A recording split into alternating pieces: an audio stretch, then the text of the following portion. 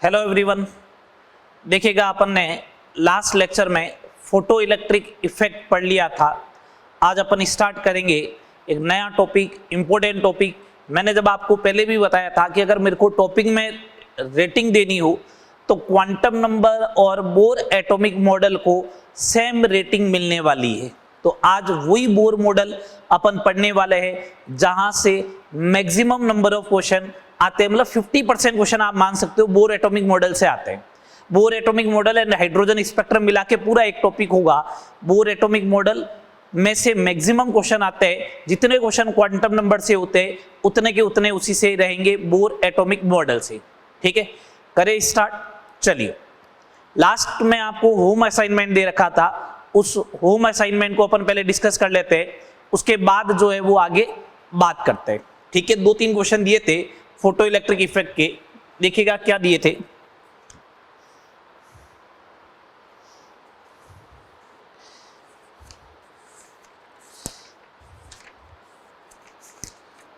चलिए, stage second का 7, 8 and 92। 7, 8 and 92 देखिए, एक बार इनको डिस्कस कर लेते हैं फिर आगे बात करें। प्रॉब्लम नंबर 7 क्या दे रखा है?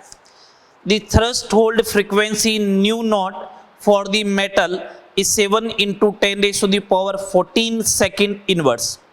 Calculate the kinetic energy of electron emitted when radiation of frequency nu 10 raised to the power 15 second inverse hits this metal.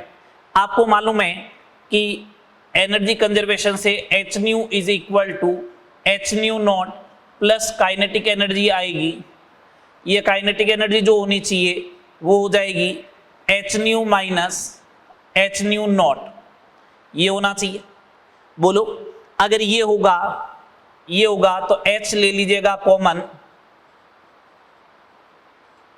New की वैल्यू जो दे रखी है वो 10 रेज़ टू द पावर 15 है, minus 7 into 10 raise to the power 14। इसको आप 10 into 10 raise to the power 14 लिख सकते हो। तो यहां से क्या बच जाएगा? यहां से बच जाएगा 3 into 10 raise to the power 14 joule आ जाएगा। अगर आप बात करें तो 19.8 into 10 raise to the power -20 joule, ये आ जाएगा। ठीक है, अगर अपन इसको और सॉल्व करें तो 1.98 into 10 raise to the power -19 joule answer first हो जाएगा। 7 नंबर क्वेश्चन था ये। 8 number, the kinetic energy of subatomic particle. The kinetic energy of subatomic particle. अच्छा, ये क्वेश्चन अभी नहीं होगा, 8 नंबर क्वेश्चन, सॉरी, ये डी ब्रोगली वेवलेंथ में होगा। ठीक है, 92 नंबर पे आते हैं। A metal surface is expose to solar radiation. A metal surface is expose to solar radiation. अच्छा ठीक है, इसका मतलब फोटो इलेक्ट्रिक इफेक्ट होगा। मेटल की सरफेस को सोलर रेडिएशन से आपने अगर एक्सपोज किया है तो the emitted electrons have energy less than a maximum value of energy depending upon frequency of incident radiation. The emitted electron have energy less than और equal to maximum value of energy depending upon the intensity of incident radiation. The emitted electron have zero energy. The emitted electrons have energy equal to the photon of incident light। Third और fourth तो गलत है। ये बोल रहा है zero kinetic energy होगी, कोई जरूरी नहीं है। The emitted electron have energy equal to energy of photon incident of light, इसका मतलब वर्क फंक्शन जीरो होना चाहिए, ऐसा भी नहीं होता है। सेकंड में बोल रहा है कि काइनेटिक एनर्जी जो होगी वो इंटेंसिटी के ऊपर डिपेंड करेगी, नो फ्रीक्वेंसी के ऊपर डिपेंड करेगी। Answer will be first. हो गए जो फोटो इलेक्ट्रिक इफेक्ट के क्वेश्चन थे वो मैंने आपको बता दिए मॉड्यूल से कि कौन कौन से क्वेश्चन बनने वाले हैं। ठीक है, अब आज स्टार्ट करते हैं बोर एटॉमिक मॉडल। कौन सा मॉडल? Bore atomic model. और फिर अपन उसमें बात करेंगे बोर एटॉमिक मॉडल में कि हाँ कौन क्या है, कैसे है। चलिए, इंपॉर्टेंट टॉपिक आ रहा है बोर एटॉमिक मॉडल। सबसे पहले अपन बात करेंगे कि एज्यूम्शन क्या क्या थी इसकी। एज्यूम्शन क्या क्या थी बोर एटॉमिक मॉडल में?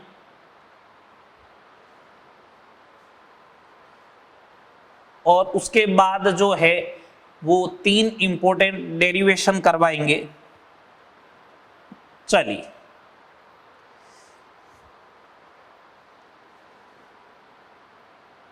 देखिएगा, हेडिंग लगाइएगा, बोर एटॉमिक मॉडल।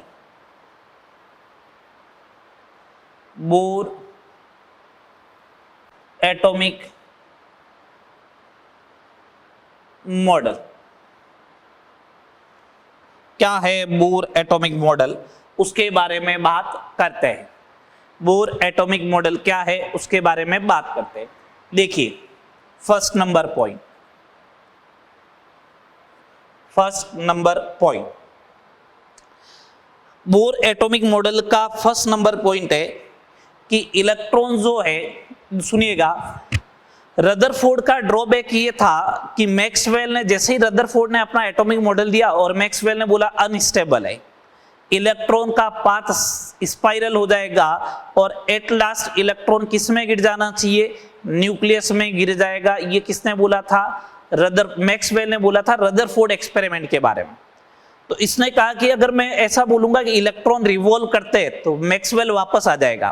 तो इसने कहा इलेक्ट्रॉन जो है वो fix energy and fix radius के सर्कुलर पाथ में रिवॉल्व करते हैं, उसमें उसकी एनर्जी फिक्स रहेगी। अगर एनर्जी फिक्स, एक्सप्लेन करना भले ही उसको नहीं आया हो, बट उसने बोल दिया कि फिक्स एनर्जी होगी। उससे फायदा क्या हुआ? मैक्सवेल को चांस ही नहीं मिला। वो तो बोला एनर्जी फिक्स है, इसकी एनर्जी कम होगी नहीं। अगर एनर्जी कम होगी नहीं तो इसका पाथ जो होगा वो स्पाइरल क्यों बने? आ रही बात समझ में? तो इसने पहला पॉइंट ये बोला, electrons are revolve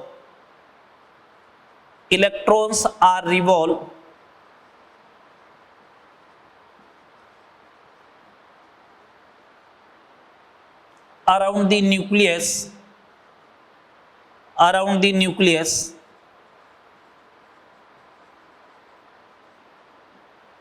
in circular path of fixed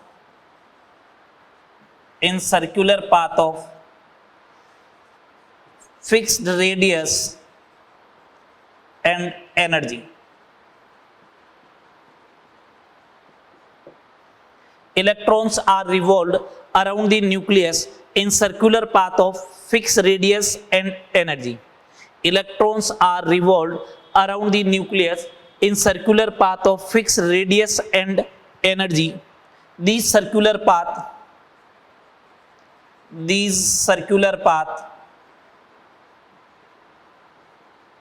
are known as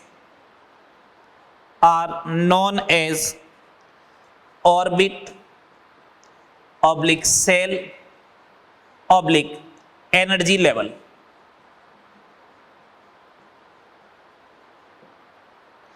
ये बोला गया कि इलेक्ट्रॉन जो होता है वो न्यूक्लियस के चारों ओर रिवॉल्व करेगा। Around the nucleus, electrons are revolve around the nucleus in circular path of fixed radius and energy. These circular path are known as orbit, cell और energy level.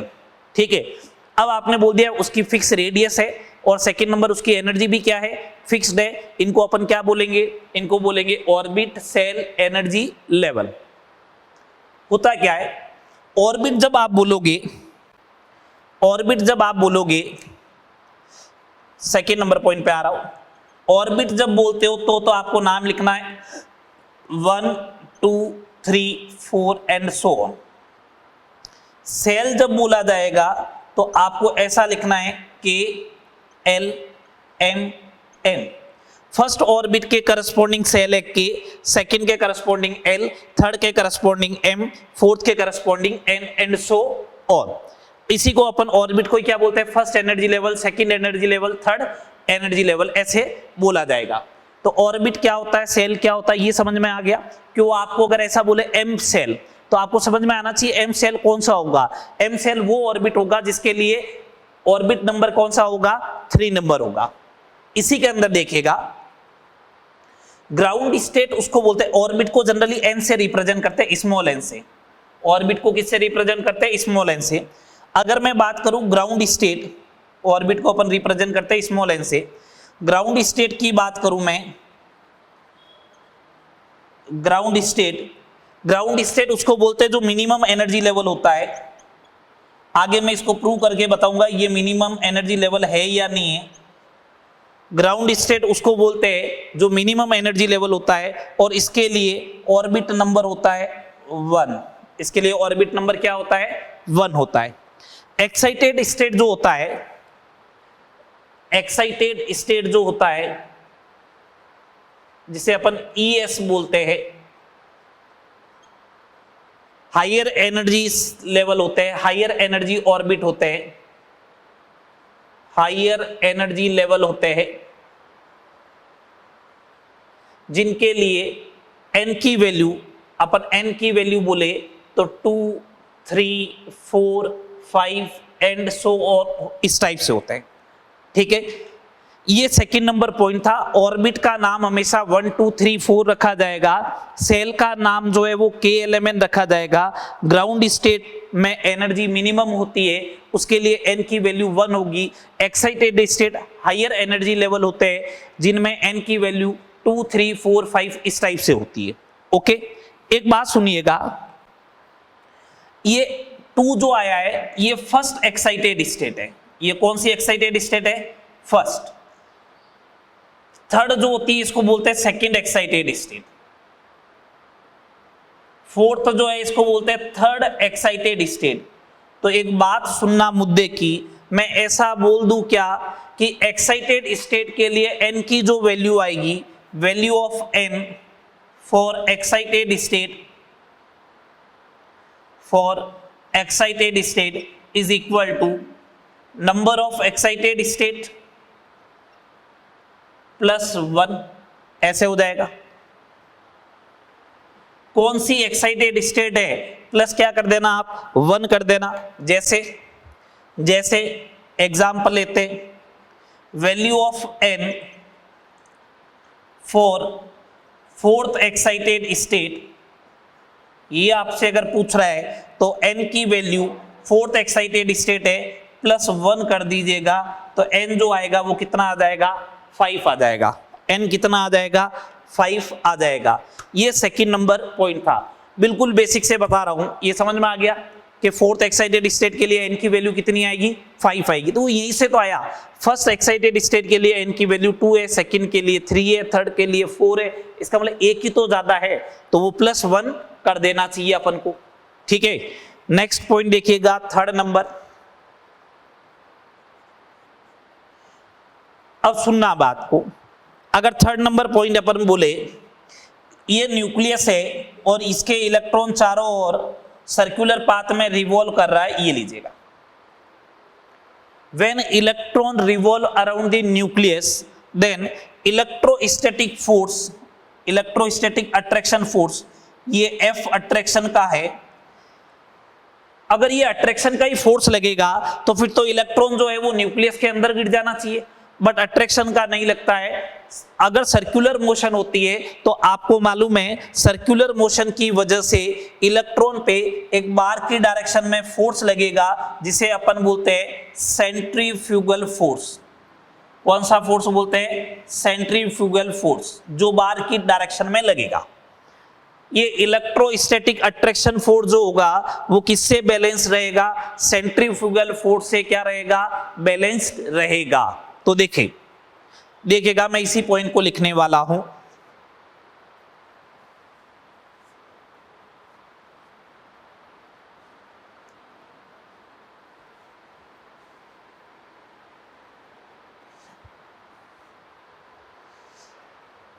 When electron revolves around the nucleus, when electron revolves around the nucleus, when electron revolve around the nucleus,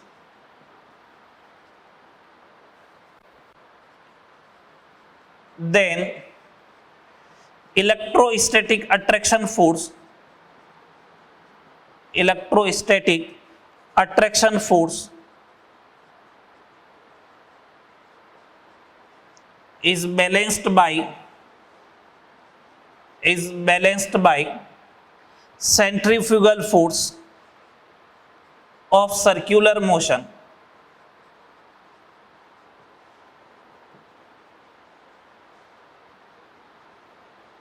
of circular motion. अच्छा एक बात सुनिएगा, electrostatic force क्या होता है? Electrostatic force क्या होता है?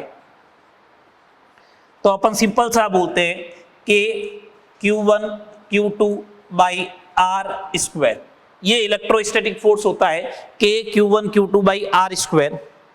सुनिएगा कि Q1 is the charge of electron is E, Q2 is the charge of nucleus। किसके बीच में लग रहा है इलेक्ट्रोस्टैटिक फोर्स? इलेक्ट्रोस्टैटिक फोर्स लग रहा है इलेक्ट्रॉन और न्यूक्लियस के बीच में, इलेक्ट्रॉन और न्यूक्लियस के बीच में लग रहा है।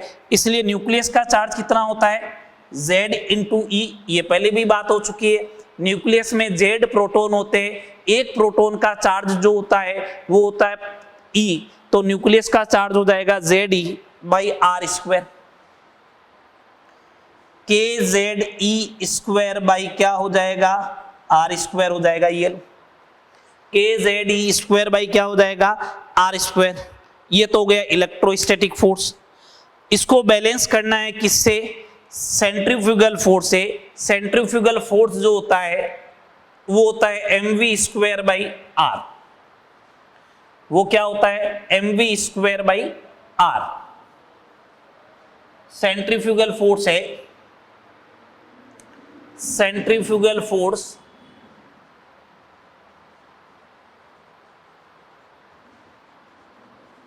Is equal to mv square by r. अब अगर ये दोनों बराबर है तो KZE square by r square is equal to mv square by r. ये मैथमेटिकल टर्म्स बन गई। आर से एक आर आप कैंसिल कर सकते हो, बट अभी के लिए पढ़ा रहने दो। KZE square by r square is equal to क्या हो जाएगा? mv square by r. क्या हो जाएगा? mv स्क्वायर बाई आर हो जाएगा। इतनी बात समझ में आई आपके? चले आगे। KZE square by r square is equal to mv square by r हो जाएगा। ये थर्ड नंबर पॉइंट हो गया। चले आगे, नेक्स्ट देखिएगा। नेक्स्ट देखिएगा, K कांस्टेंट है। K क्या है? कांस्टेंट है। फोर्थ नंबर पॉइंट पे आइएगा। बोर बोलता है कोई इलेक्ट्रॉन जो है हर किसी एरे गेरे ऑर्बिट में रिवॉल्व नहीं करता या एरे गेरे पाथ में रिवॉल्व नहीं करता है, वो कुछ फिक्स पाथ होता है उसी में रिवॉल्व करेगा। ठीक है, क्या कंडीशन होगी उसके लिए, क्या बोला वो देखिएगा। Fourth number point, electrons revolve only in those orbit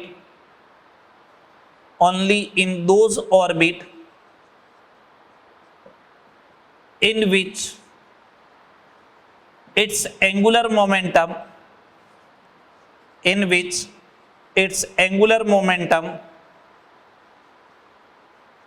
is integral of h upon 2 pi। Electrons revolve only in those orbit in which its angular momentum is integral of h upon 2 pi। h upon 2 pi का integral होगा, उसी में क्या करेगा? Revolve करेगा। तो देखिए इधर, इसका अगर मैथमेटिकल फॉर्म देना है, एंगुलर मोमेंटम जो होता है, एंगुलर मोमेंटम जो होता है, देखो ये तो होता है लीनियर मोमेंटम mv, इसे r से मल्टीप्लाई कर दीजिएगा। एक्चुअल में होता क्या है? m ओमेगा होता है, एक्चुअल में m ओमेगा होता है। ओमेगा को लिखते हैं v इंटू आर, तो mvr हो जाएगा एंगुलर मोमेंटम। तो mvr जो होना चाहिए h अपॉन 2 पाई का इंटीजर होना चाहिए, तो nh अपॉन 2 पाई हो जाएगा। mvr is equal to nh upon 2 pi. ध्यान रहे, कभी ऐसे भी लिखा हुआ आ सकता है, h बार को अपन h अपॉन 2 पाई बोलते हैं, तो mvr is equal to nh bar भी हो जाएगा। mvr इज इक्वल टू क्या हो जाएगा? nh बार। h बार किसको बोलते हैं? h अपॉन 2 पाई को। कितने पॉइंट हो गए? 4 पॉइंट हो गए। फिफ्थ नंबर पॉइंट पे आइएगा। 5th नंबर पॉइंट पे आइएगा। अब देखिए, अब जो मेन मुद्दे की बात थी ना, जो ड्रॉबैक था कि इलेक्ट्रॉन रिवॉल्व करेगा तो उस कंडीशन में एनर्जी लॉस करेगा, ये मैक्सवेल ने बताया। ये उस पॉइंट को ओवरकम करने वाला है। क्या ओवरकम करने वाला है? When electron revolve in fixed circular path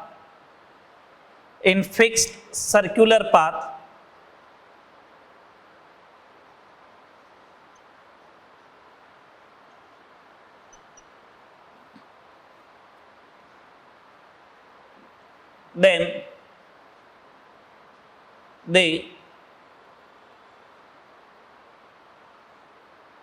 when electron revolve in fixed circular path, then they neither release energy nor absorb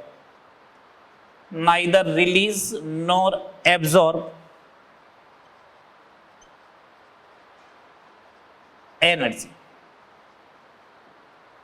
When electron revolve in fixed circular path, then they neither release nor absorb energy. वो न तो energy release करेगा और न ही energy को क्या करेगा? Absorb. न एनर्जी रिलीज करेगा, न एनर्जी एब्जॉर्ब करेगा। इसका मतलब उस फिक्स सर्कुलर पाथ में ही क्या करेगा? रिवॉल्व करेगा।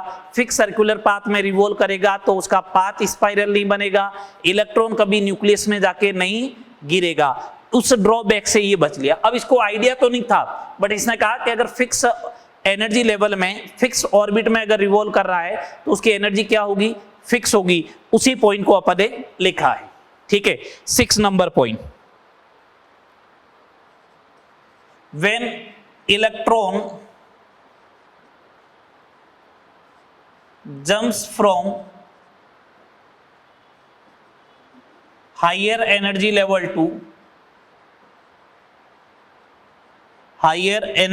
To lower energy level, then energy released. Higher energy level to lower energy level में जंप करेगा तो सीधी सी बात है, एनर्जी को क्या करना पड़ेगा? रिलीज करेगा। 20 से 10 वाले में आएगा तो अब उसकी एनर्जी तो 10 रहेगी, तो 10 गई का, तो 10 क्या हो जाएगी? रिलीज हो जाएगी। सिमिलर वे में when electron excited from lower energy orbit to lower energy level to higher energy level,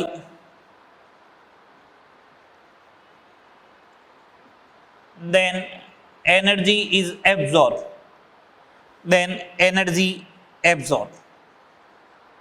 इसको डायग्राम फॉर्म में बनाऊं तो देखो डायग्राम फॉर्म कैसा बनेगा इसका, वो देखिएगा।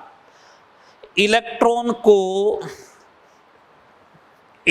को लो एनर्जी ऑर्बिट से हाई एनर्जी ऑर्बिट में भेजना है। आपको नीचे से पहाड़ी के ऊपर जाना है तो एनर्जी रिक्वायर्ड होगी, भूख लगेगी, मीन्स एनर्जी रिक्वायर्ड है, तो एनर्जी क्या हो जाएगी? एब्जॉर्ब हो जाएगी। ठीक है, इसका डायग्राम इस टाइप से बनेगा। ये न्यूक्लियस है, ये एक एनर्जी लेवल है, ये हायर एनर्जी लेवल है। ये न्यूक्लियस है, ये लो एनर्जी लेवल है, ये हाई एनर्जी लेवल है। ये लीजिए, अगर इलेक्ट्रॉन यहां से यहां जा रहा है, लो एनर्जी लेवल से हायर एनर्जी लेवल में जा रहा है, तो एनर्जी क्या करेगा? एब्जॉर्ब करेगा। ये लीजिए, एनर्जी एब्जॉर्ब।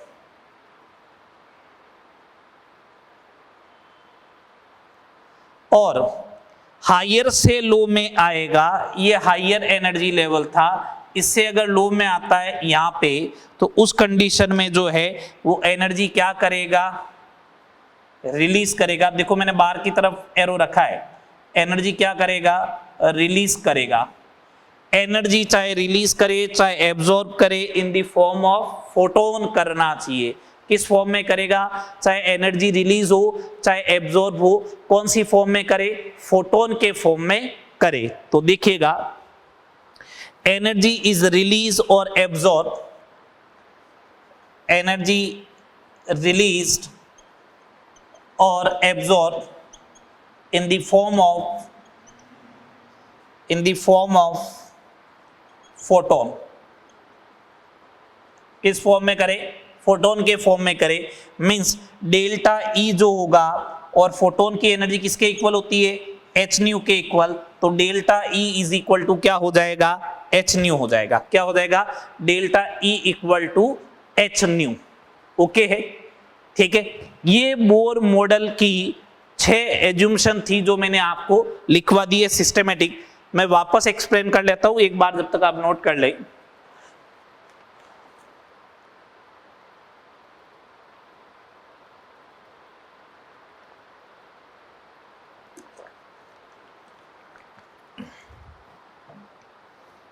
सुनिएगा बात को। फर्स्ट एज्यूम्शन ये बोली गई आपको, electrons revolve around the nucleus in fixed circular path of fix radius and fix energy.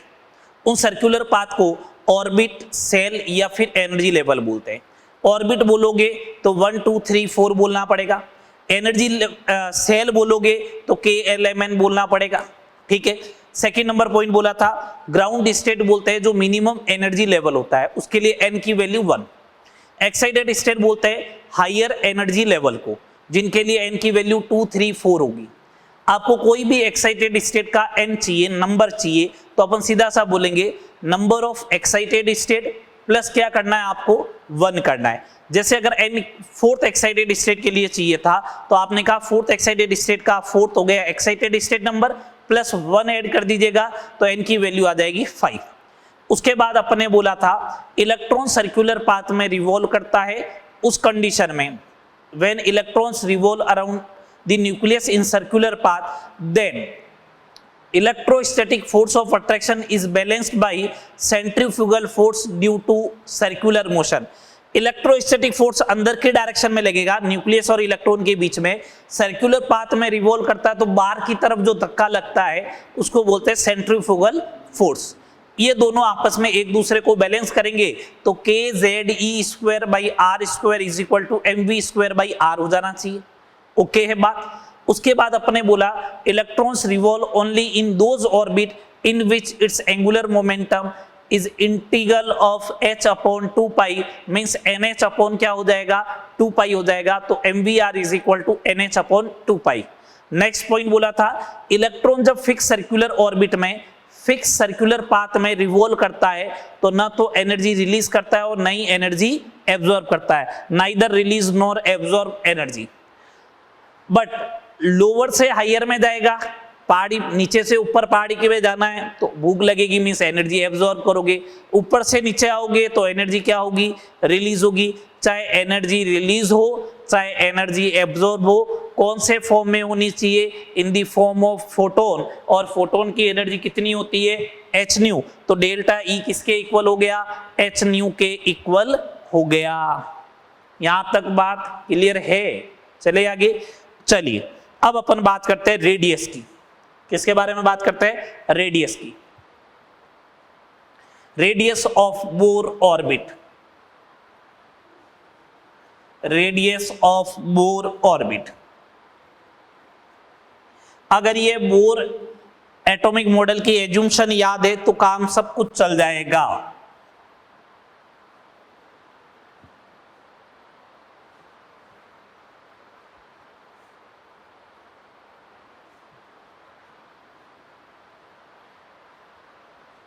ठीक है, चलिए देखिएगा रेडियस ऑफ बोर ऑर्बिट।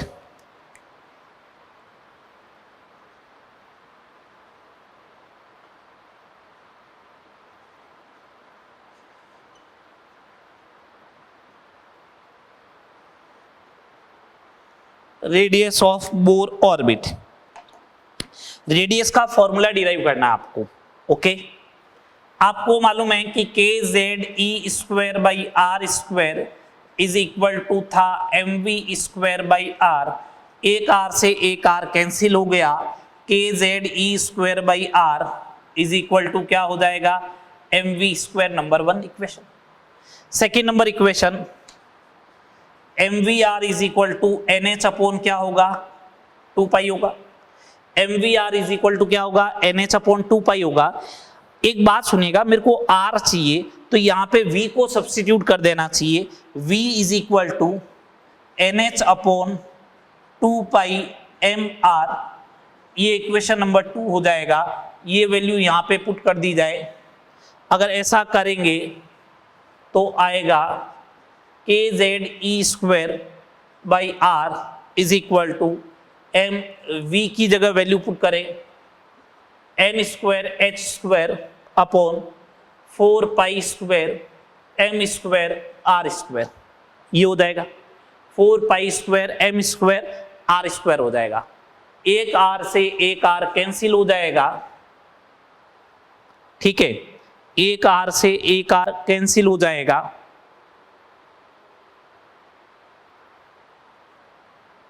ये लो, तो r एक m से एक m कैंसिल हो जाएगा, ये लो, r is equal to n square h square upon 4 pi square k m Z e square आ जाएगा। ये फॉर्मूला याद रखना, मैं एक ही फॉर्मूला बोल रहा हूं जो ये वाला याद रखना है, उसके अलावा तो इसके अलावा जितने भी फॉर्मूला आएंगे वो तो आपके न्यूमेरिकल सॉल्व करने के लिए होंगे। थ्योरेटिकल अप्रोच का अगर कोई फॉर्मूला याद रखना है तो ये वाला फॉर्मूला याद रखे, n square h square upon 4 pi square k m Z e square. कौन क्या है उसके बारे में बात कर लेते हैं। H is the Planck constant, जिसकी वैल्यू अपन पहले बात कर चुके हैं, मैं एक बार और लिख देता हूं, 6.6 इंटू 10⁻⁻34 जूल इंटू सेकेंड, ये लीजिए, ठीक है। 4 पाई m is the mass of electron, जो आपको मालूम है 9.1 into 10⁻⁻31 kg। z atomic number, ये अननोन है, एटम अलग अलग लोगे तो z की वैल्यू डिफरेंट डिफरेंट आएगी। E is the electronic charge, electronic charge, और जिसकी वैल्यू अपन को मालूम है 1.6 इंटू 10⁻⁻19 कूलम, 4 पाई, कोई डाउट नहीं। के इलेक्ट्रोस्टैटिक कांस्टेंट है, जिसकी value 9 into 10⁻9 newton into metre square पर कूलम स्क्वायर होता है, ठीक है। कहां से आया, इस वाले से देखो, ये इलेक्ट्रोस्टैटिक फोर्स है तो F का होता है न्यूटन इंटू मीटर स्क्वायर, और चार्ज का क्या हो जाएगा, कूलम का स्क्वायर। इसको अपन 1/4 पाई एप्सिलॉन नॉट भी बोलते हैं, वो आगे देखेंगे। K की वैल्यू कांस्टेंट है 9 इंटू 10⁻9 न्यूटन पर मीटर स्क्वायर पर कूलम स्क्वायर होता है। इन सब की वैल्यू रख दी जाए तो एक तो n वेरिएबल है और एक z वेरिएबल है, तो रेडियस का फॉर्मूला क्या आ जाएगा अपने पास, रेडियस का फॉर्मूला आ जाएगा r is equal to 0.529 n square by Z, ये लीजिए, और इसकी यूनिट जो आएगी वो आएगी एंगस्ट्रॉम में। r is equal to 0.529 n square by Z angstrom, ये आ गया रेडियस। याद करो, बोर एटॉमिक मॉडल पढ़ाया था, उस समय बोला था radius of the atom angstrom आएगी। देख लो, रेडियस ऑफ द एटम की तो बात चल रही है, रेडियस ऑफ द एटम की ही बात चल रही है, किस में आई है, एंगस्ट्रॉम में आई है। ओके है बात, चले आगे, चलिए आगे बात करते हैं। तो रेडियस ऑफ बोर ऑर्बिट में एक मेन इंपॉर्टेंट फॉर्मूला, इसको याद रखे, ये तो न्यूमेरिकल के लिए काम आना ही आना है, r is equal to 0.529 n square by Z, ये तो न्यूमेरिकल के लिए काम आएगा ही आएगा।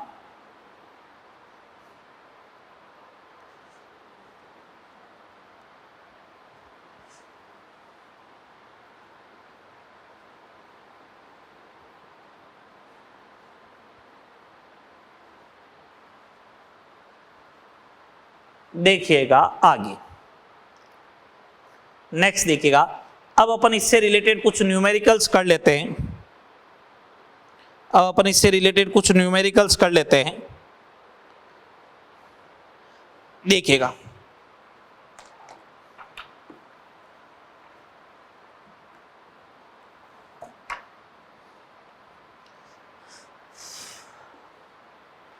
फर्स्ट नंबर प्रॉब्लम पे आते हैं।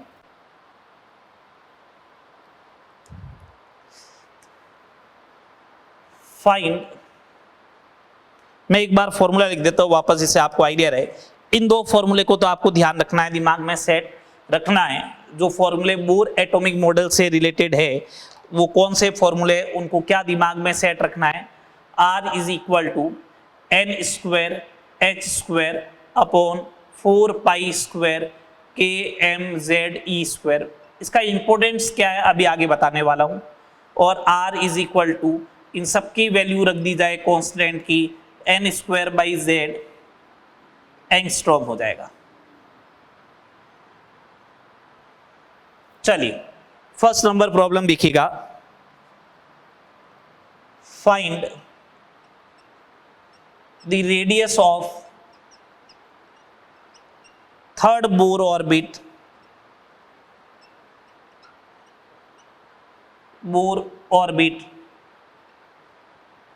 Of hydrogen atom. मेरे को अल्टीमेटली दो वैल्यू की रिक्वायरमेंट है, n और z। ठीक है बात, n की value Bohr orbit third, z hydrogen का एटॉमिक नंबर कितना होता है 1। 30 तक के एटॉमिक नंबर अपन को याद होने चाहिए।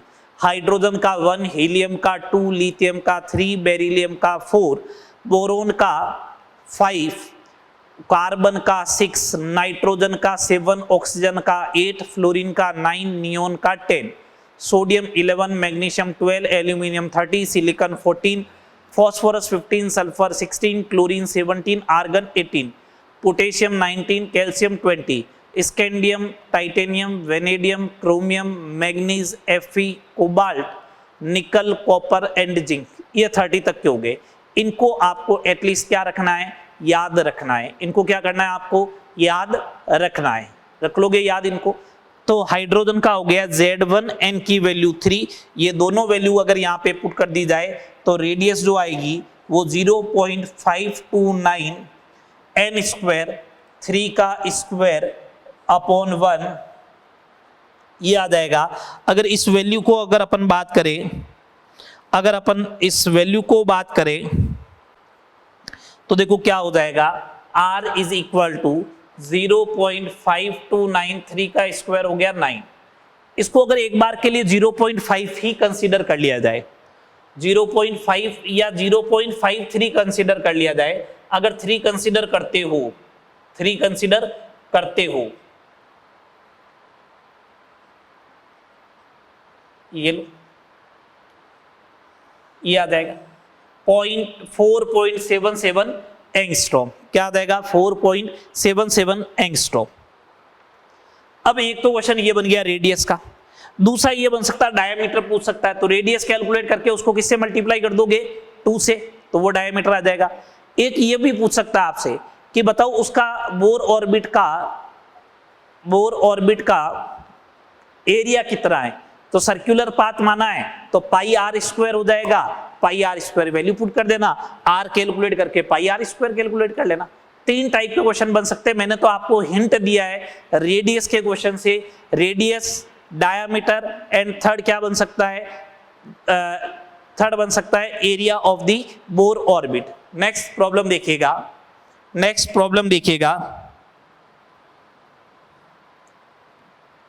नेक्स्ट सेकेंड नंबर प्रॉब्लम देखिए। Calculate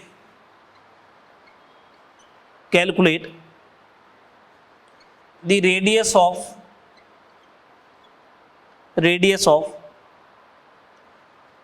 third excited state of He plus। ये आपसे पूछ रहा है, रेडियस पूछा है, थर्ड एक्साइटेड स्टेट पूछा है, He प्लस का पूछा है, ओके, Z की वैल्यू हीलियम के लिए होती है 2, N की value third excited state plus 1, 3 + 1 = 4, ये हो जाएगा। ओके, अप्लाई कीजिएगा तो रेडियस इज इक्वल टू क्या आ जाएगा 0.529 n²/z। ये लीजिए z की वैल्यू कितनी है 2, 4 का स्क्वायर हो जाएगा 16, 16 डिवाइड बाई 2 कितना हो जाएगा 8। तो रेडियस इज इक्वल टू 0.529, ये आ जाएगा एंगस्ट्रॉम में।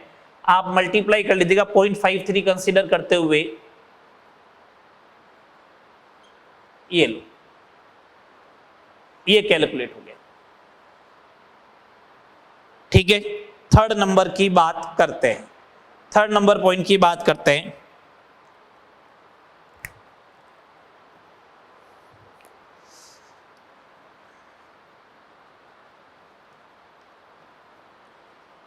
Calculate diameter of third Bohr orbit of Li+2। Li+2 के लिए थर्ड बोर ऑर्बिट का डायामीटर आपसे पूछा जा रहा है। ओके, सबसे पहले Z की वैल्यू 3, N की वैल्यू 3, R = 0.529 n²/z, ये आ जाएगा 3, 0.5293 एंगस्ट्रॉम। डायमीटर चाहिए D, तो वो किसके इक्वल होगा 2R के इक्वल होगा। 2R के इक्वल होगा तो वैल्यू पुट कर दे, 6 का मल्टीप्लाई करना है, 6 का मल्टीप्लाई करना है 3 मान लिया जाए, ये लो 3.18 एंगस्ट्रॉम हो जाएगा। क्या हो जाएगा 3.18 एंगस्ट्रॉम हो जाएगा। ये तीनों प्रॉब्लम समझ में आई, बिल्कुल सिंपल सिंपल सी, आपको फॉर्मूला अप्लाई करना अभी तक मैंने सिखाया है। चले आगे देखिएगा, नेक्स्ट बात करते हैं अब।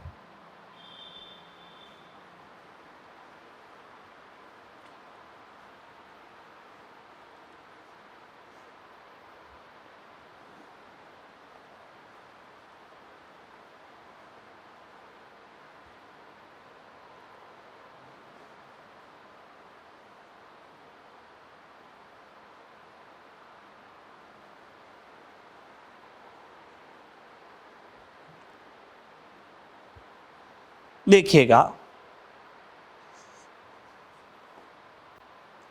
नेक्स्ट प्रॉब्लम नंबर 4 क्या कह रहा है। Problem number 4, calculate the ratio of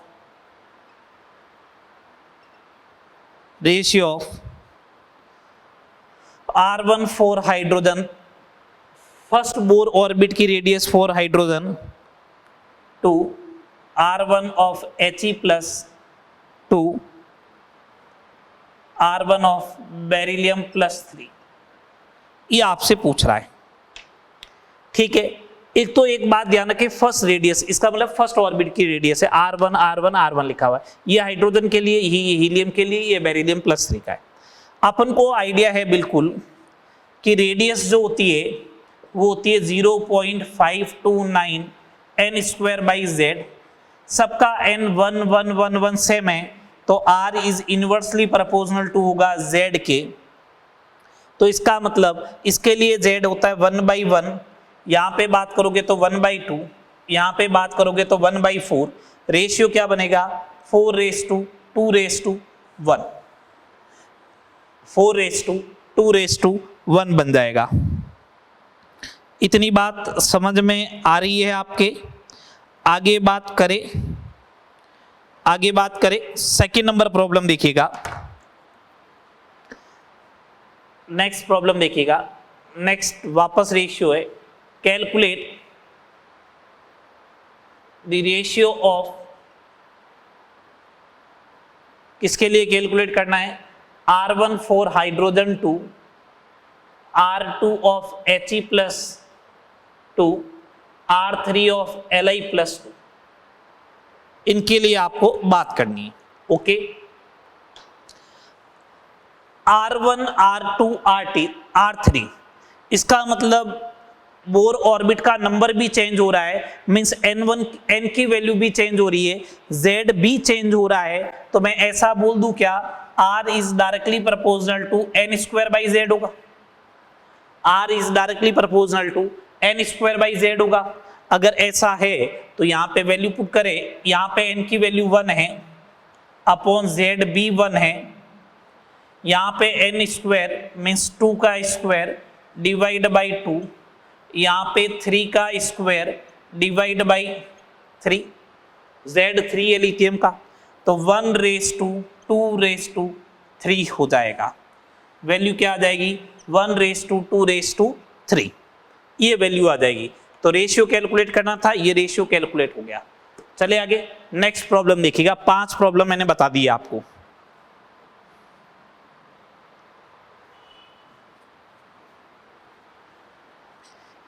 बिल्कुल सिंपल सिंपल सी एलिमेंट्री प्रॉब्लम है, इस टाइप की प्रॉब्लम पूछी भी जाती है।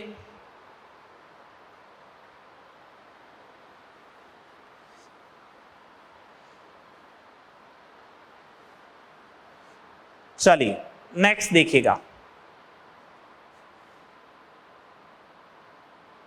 Problem number 6। प्रॉब्लम नंबर 6 क्या दे रखा है, if the radius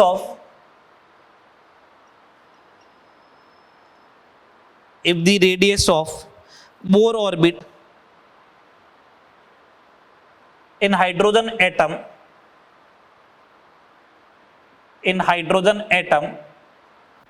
is 2.12 angstrom, then calculate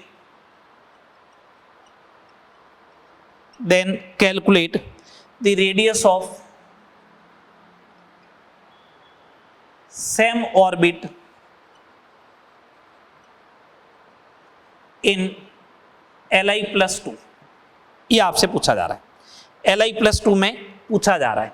okay, एक बात देखिएगा, अपन को मालूम है कि रेडियस जो होता है वो डायरेक्टली प्रोपोर्शनल टू होता है n स्क्वायर बाई जेड के।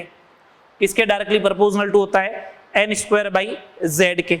ओके, अगर ऐसा है तो यहां पे देखिए, हाइड्रोजन से Li का अगर रेशियो चेक करना है मेरे को, रेशियो ले लीजिएगा, तो हाइड्रोजन का n square by Z for hydrogen to n square by Z for Li+2 लिखना पड़ेगा।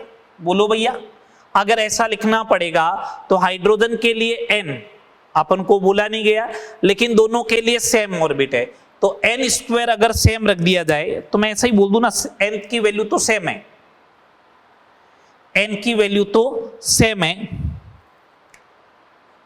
n की वैल्यू सेम है, तो उस कंडीशन में for same value of n R is inversely proportional to Z हो जाएगा। तो यहाँ पे Z हाइड्रोजन का आएगा, यहाँ पे Z Li+2 का आएगा।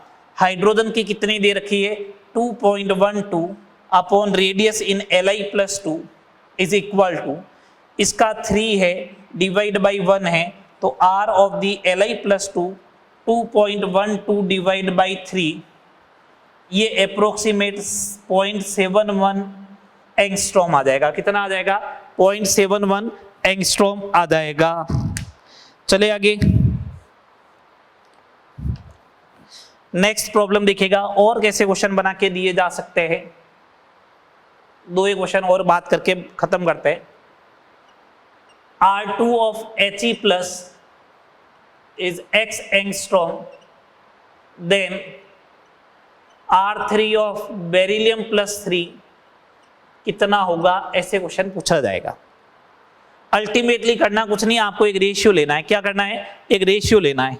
लो देखे रेशियो, अपन को मालूम है कि R is directly proportional to n square by Z है, तो R2 of He plus upon R3 of beryllium plus 3, ये n स्क्वायर 2 का स्क्वायर डिवाइड बाई 2 3 का स्क्वायर डिवाइड बाई 4, ये दे रखा है x और ये अपन को कैलकुलेट करना, ये हो गया r, है ना। तो ये 2 का एक कैंसिल हो गया, ये हो गया 2, ये हो गया 9/4, 9/4, 4 चला गया ऊपर, तो कितना हो जाएगा 8/9। तो r इज इक्वल टू कितना हो जाएगा 9/8x हो जाएगा। r इज इक्वल टू कितना हो जाएगा 9/8x हो जाएगा। बोलो, ये इस टाइप के क्वेश्चन बनेंगे, सिंपल सिंपल से, फॉर्मूले से हटना ही नहीं है बोर एटॉमिक मॉडल में तो आपको। चलिए एक लास्ट प्रॉब्लम करवा के इस टॉपिक को अपन कंप्लीट करते हैं, बिल्कुल कंप्लीट करते हैं अब। फिर वेलोसिटी पे आते हैं। बहुत है, 7 प्रॉब्लम करवा दी देखो, रेडियस पे।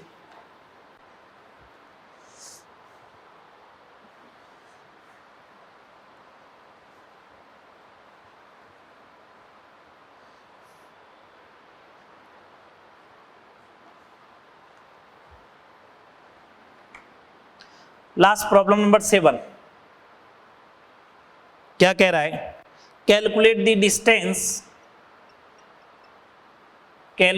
Distance between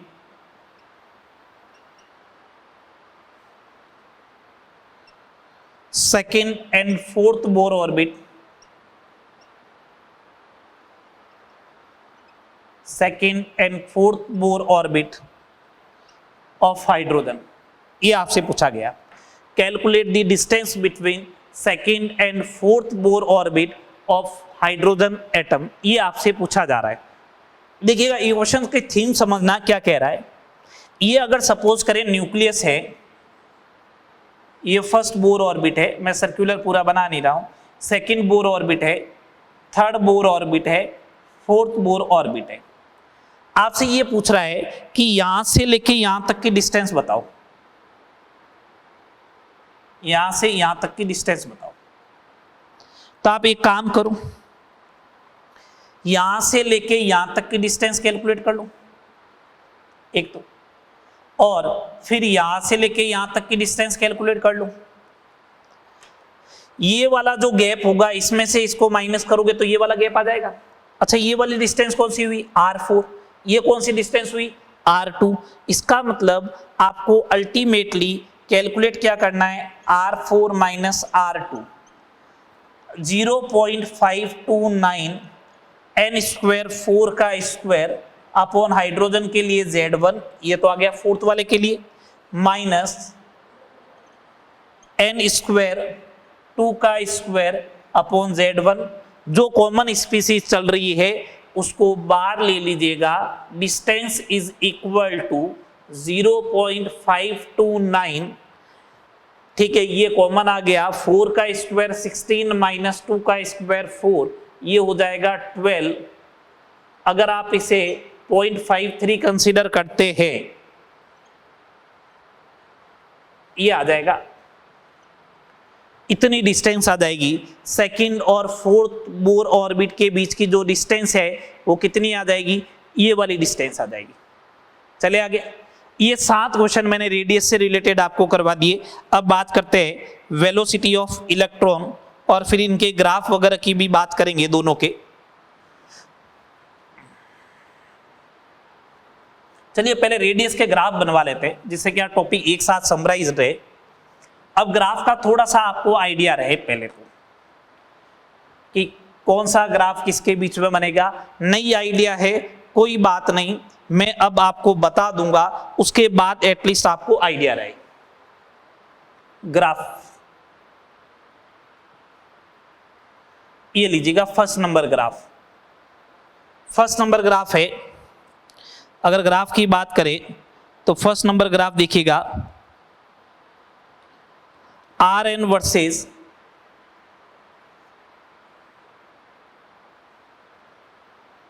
N square by Z का ग्राफ बनाना है एक साथ, ठीक है।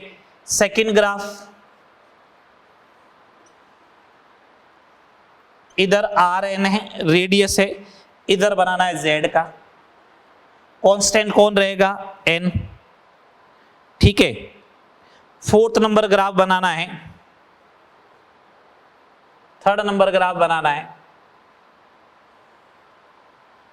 आर एन का मतलब radius of nth orbit 1/z का,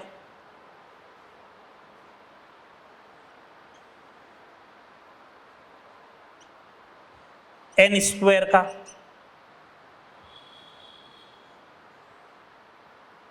आर एन वर्सेस इधर रखना आपको n का। ये फिफ्थ नंबर ग्राफ हो गया।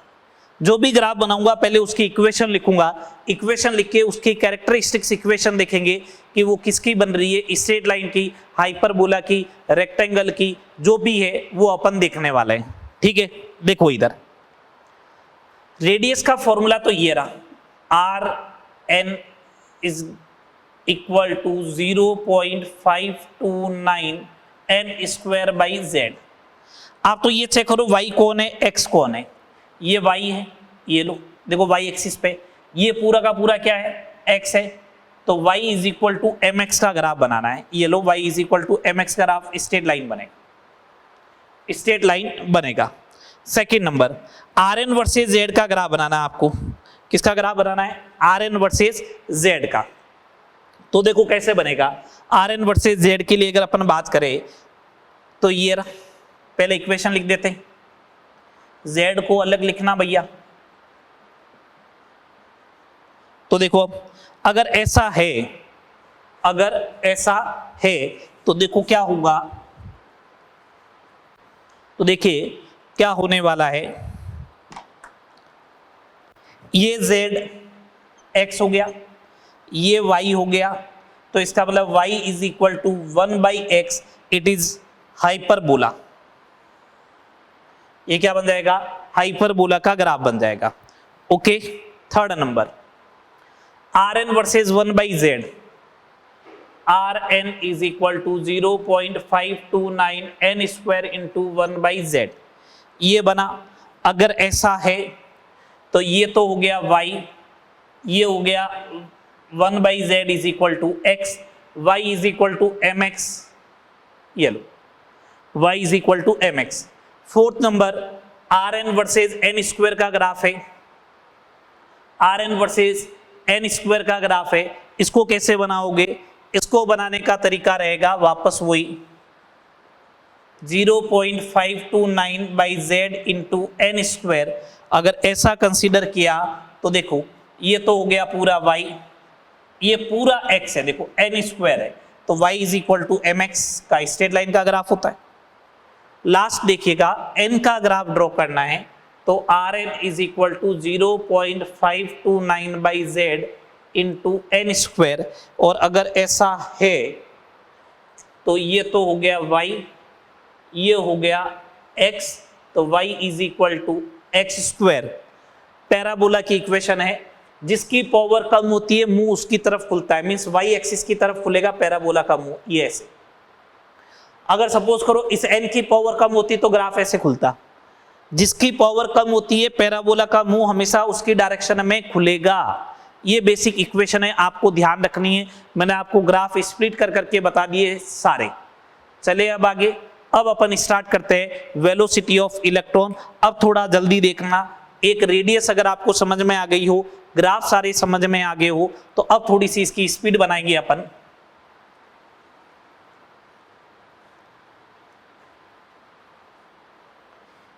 कि बोर एटॉमिक मॉडल से आप फेमिलियर हो गए हो।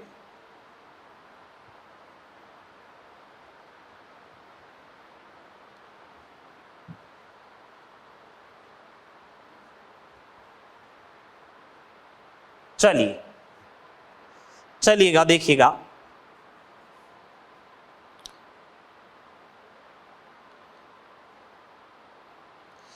Velocity of electron.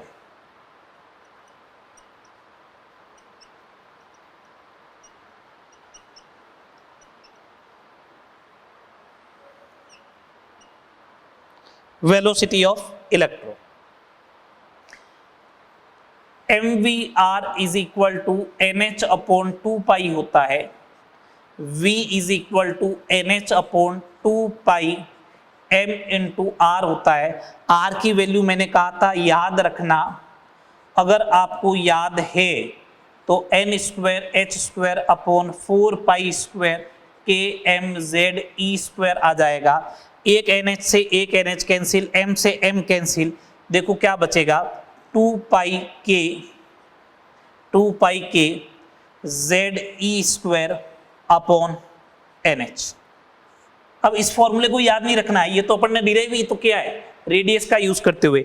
इन सबकी अगर वैल्यू रख दे, 2 constant, pi constant, k constant, e constant, h constant, तो v का फॉर्मूला आ जाएगा 2.186 into 10⁻⁶ z by n metre पर सेकेंड, ये फॉर्मूला आ जाएगा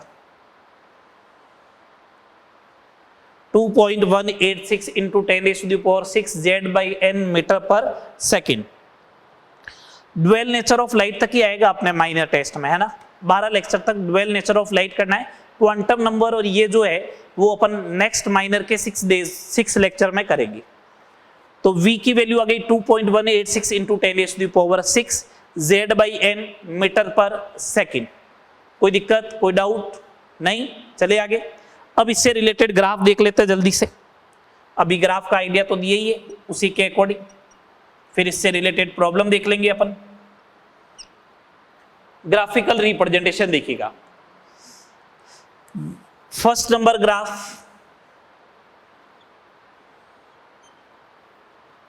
v versus z by n। Second number graph, v versus z। Third number graph, v versus n। And fourth number graph, v versus 1/n। ये लीजिए, ये 4 graph है। सारे data आपके सामने पड़े, मैं यहां पे लिख देता हूं z बाई n। ये देखिएगा z बाई n, ये हो गया आपका क्या x एक्सिस, ये हो गया y is equal to mx। ये लीजिए सेकेंड v वर्सेस z का, तो अपने पास फॉर्मूला पड़ा है z इंटू 1/n। तो इसको अगर आप y मानोगे तो ये क्या बनेगा, x बनेगा। y is equal to mx का ग्राफ आएगा। ये लीजिए n का पूछा है, तो n का पूछा है तो इसको आप x मानोगे तो y is equal to 1/x hyperbola की इक्वेशन है। ये लीजिएगा v वर्सेस 1/n की बात करोगे तो ये 1/n पूरा x होगा, तो y इज इक्वल टू वापस क्या हो जाएगा mx, और y is equal to mx का ग्राफ ये आएगा। y is equal to mx का ग्राफ ये आएगा। हो गए चारों ग्राफ। कुछ नहीं करना है, y is equal to mx जो गिवन इक्वेशन है उसको आपको क्या करते जाना है, सेट करते जाना है, आंसर आ जाएगा। चले अब इससे रिलेटेड कुछ न्यूमेरिकल्स देख लेते हैं जल्दी से। फॉर्मूले बेस्ड वैल्यू प्रॉब्लम है तो इसलिए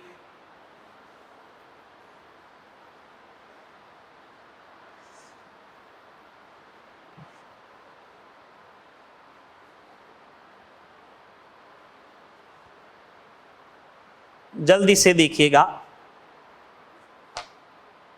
first number problem, if V1 for hydrogen is equal to c by x, where c is the velocity of light, value of x is क्या होगी? ठीक है, देखो c is the velocity of light, इसका मतलब ये हो गया velocity in first orbit of hydrogen 2.186 into 10⁻⁶ z by n। Z1 है, N1 है, इनकी वैल्यू पुट की जाए तो V1 for hydrogen orbit 2.186 into 10⁻⁶ metre पर सेकेंड आएगा। ये लीजिए। अगर आप इसको एक काम करते हैं, x की वैल्यू अगर आपको चाहिए तो वो हो जाएगा c upon V1 for the h। c की वैल्यू है 3 इंटू 10⁸। 100 से ज्यादा आएगी 137 है, x की वैल्यू कितनी आ जाएगी 137। ठीक है, चले आगे। चलिए नेक्स्ट प्रॉब्लम की बात करते हैं, second number problem.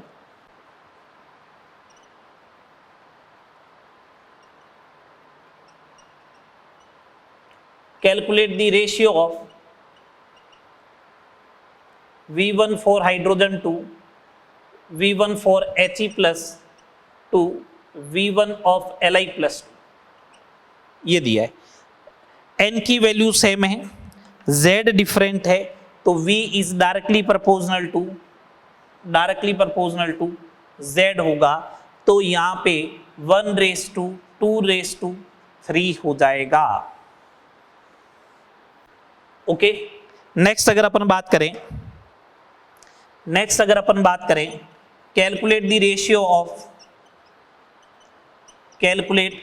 Ratio of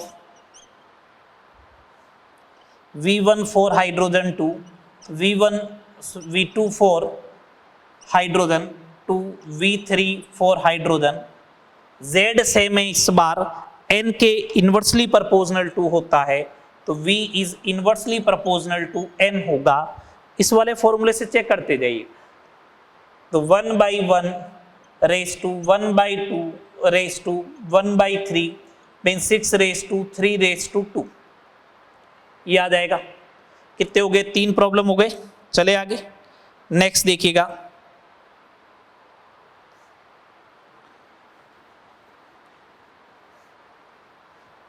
इसके ऊपर ज्यादा प्रॉब्लम बनती नहीं है, वेलोसिटी के ऊपर जो प्रॉब्लम बनेगी वो सिंपल सी है।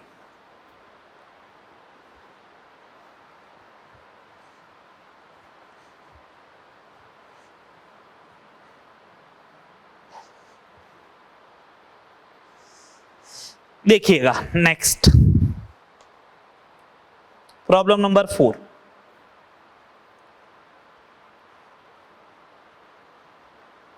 Calculate the velocity of electron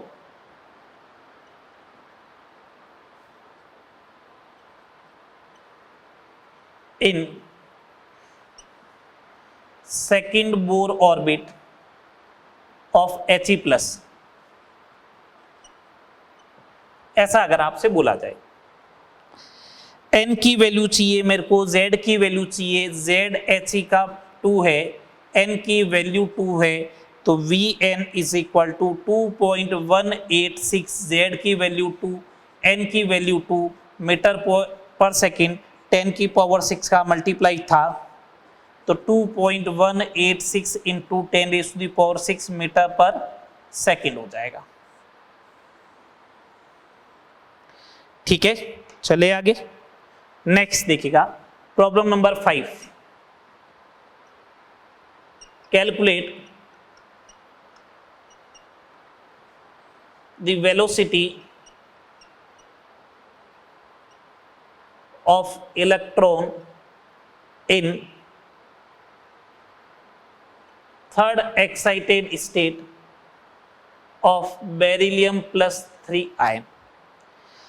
मेरे को n की वैल्यू चाहिएगी, z की वैल्यू चाहिएगी, n की value third excited state +1 is equal to 4 and beryllium +3 के लिए Z4, तो V is equal to 2.186 into 10⁶, Z की वैल्यू 4, n की वैल्यू 4 मीटर पर सेकेंड, तो वेलोसिटी की वैल्यू आ जाएगी 2.186 इंटू 10⁶ मीटर पर सेकेंड। ये आंसर बनते जाएंगे। ये 5 क्वेश्चन वेलोसिटी से रिलेटेड करवा दिए, 7 क्वेश्चन रेडियस से रिलेटेड करवा दिए, 12 प्रॉब्लम अपन ने इस सेशन में किए। नेक्स्ट सेशन में अपन स्टार्ट करेंगे एनर्जी ऑफ इलेक्ट्रॉन से रिलेटेड बात, बट मैं आपको कुछ होम असाइनमेंट दे देता हूं। कौन कौन से हैं, होम असाइनमेंट की बात कर देते हैं।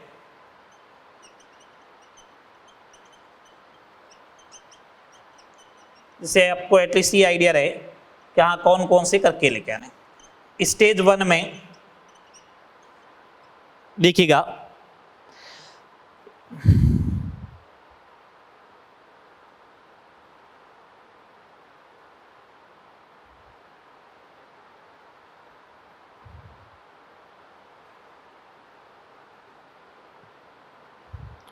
19 to 27 सीधा, 29, 32,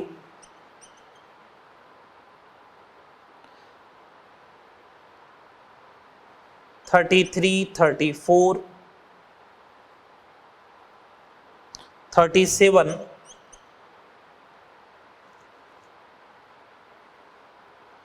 38,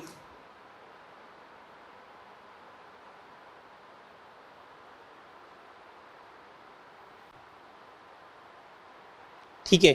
ये तो हो गया अपने बात स्टेज 1 में। स्टेज 2 में बात कर लेते हैं, स्टेज 2 में भी बात कर लेते हैं कुछ क्वेश्चंस की। स्टेज 2 में मैं आपको बोल रहा हूं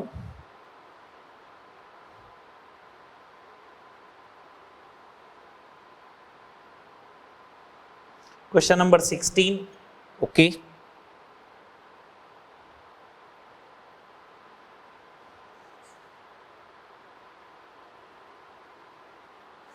क्वेश्चन नंबर 23,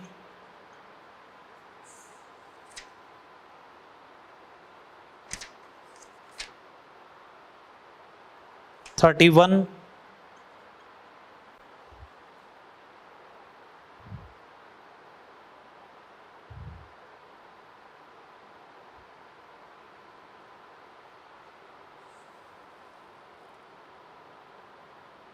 (31) के बाद में 54। ये सारी प्रॉब्लम आपसे हो जाएगी। मेरे को तो इसमें से कुछ एक क्वेश्चन ही डिस्कस करने रहेंगे, सारे क्वेश्चन मेरे को डिस्कस वैसे भी नहीं करने रहेंगे, आपसे आराम से हो जाएंगे। 84, 85,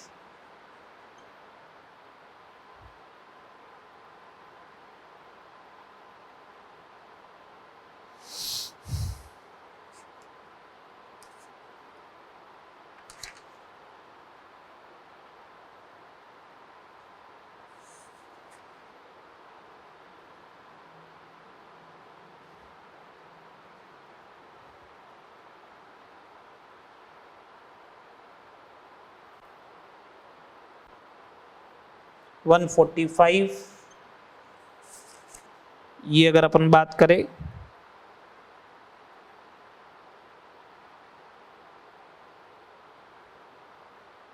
ओके। नेक्स्ट बात करें अपन stage 4 part A. Stage 4 part A, तो देखिएगा कौन से क्वेश्चंस आपसे हो सकते हैं।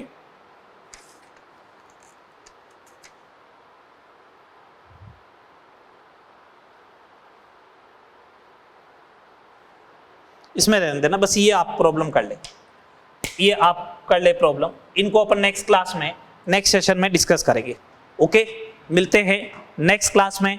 होपफुली सेशन आपको समझ में आया होगा, बोर एटॉमिक मॉडल। मिलते हैं नेक्स्ट क्लास में, ओके। Thank you.